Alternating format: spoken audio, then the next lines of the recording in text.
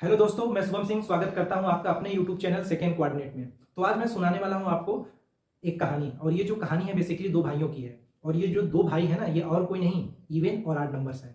तो आप बताओ कि आपने पहले कभी सुना है इन दो भाइयों की कहानी? नहीं ना? तो चलो मैं आपको सुनाता हूँ। देखो, बहुत साल पहले की बात है। नंबर टाउन में दो भाई रहा करते थे। एक थे हमारे इवन भैया, तो दूसरे थे हमारे आड भैया।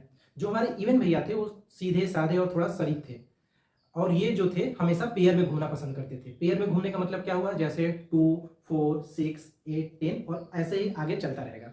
लेकिन जो हमारे आठ भैया थे वो थोड़ा अलग ही टाइप के बंदे थे, वो थोड़ा जिद्दी टाइप के थे। वो कभी भी पेयर में घूमना पसंद नहीं करते थे, इसीलिए वो थोड़ा सा क्या थे, इवन से अलग रहते थे। तो इस वजह से इन दोनों में कभी कभी लड़ाइयाँ भी हो जाती थी, और खास करके जब नंबर टाउन में कोई फेस्टिवल पड़ता था तो लड़ाइयाँ जरूर होती थी। और ऐसा इसलिए क्योंकि फेस्टिवल के समय क्या होता था कि सभी बच्चों को चॉकलेट बताया जाता था। ठीक है, तो जब भी इनके पास चॉकलेट दिया जाता था और इनसे पूछा जाता था कि बताओ आप लोग चॉकलेट कैसे बांटोगे, तो जब इवेन के पास आता था बांटने के लिए, तो हमेशा वो दोनों भाइयों में इक्वल इक्वल बांट देता था, मतलब शेयर कर देता था। जैसे 2 टॉफी है तो 1 और 1 दे दिया, 4 है तो 2 और 2 दे दिया। लेकिन जो हमारे 8 भैया हैं वो जब भी बांटते थे उनकी एक चॉकलेट क्या होती थी, बची जाती थी। कभी भी इक्वल में वो बांट नहीं पाते थे। तो ये देख के इवन को हंसी आती थी, और वो क्या करता था, उनका मजाक उड़ाता था, बोलता था कि तुम्हें बांटने ही नहीं आती। तो इसी वजह से जो हमारे 8 भैया थे वो काफी गुस्सा हो जाते थे। तो उनकी गुस्सा इतना बढ़ गया कि वो गुस्से में बोल ही दिए कि सुनो, मैं गलत नहीं बांट रहा, बस मैं तुमसे क्या हूं, अलग हूं।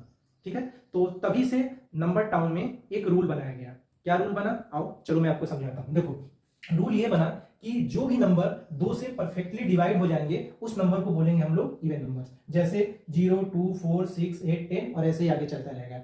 और जो 2 से डिवाइड नहीं हो पाएंगे उस नंबर को क्या बोला जाएगा, ऑड नंबर। जैसे 1, 3, 5, 7, 9, 11 एक्सेट्रा। ओके, देखो, लेकिन ये तो है छोटे नंबर की बात। लेकिन कोई नंबर ऐसा आ जाए जो बड़ा हो तो उन्हें कैसे पहचानोगे? जैसे 3 डिजिट के नंबर हो, 4 डिजिट के नंबर हो, तो चलो उनको भी देख लेते हैं। देखो, कुछ नंबर मैं लिख देता हूं, जैसे 1, 2, 1, 2, 3, 4।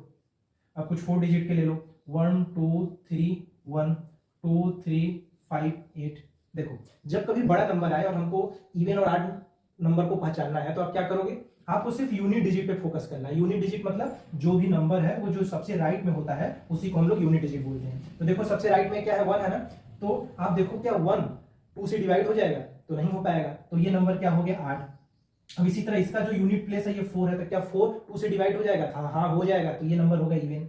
इसी तरह हमको इसमें यूनिट डिजिट 1 को देखना है, तो ये हमारा मान लो 1 नहीं है, कुछ और डिजिट ले लो, 7 ले लो।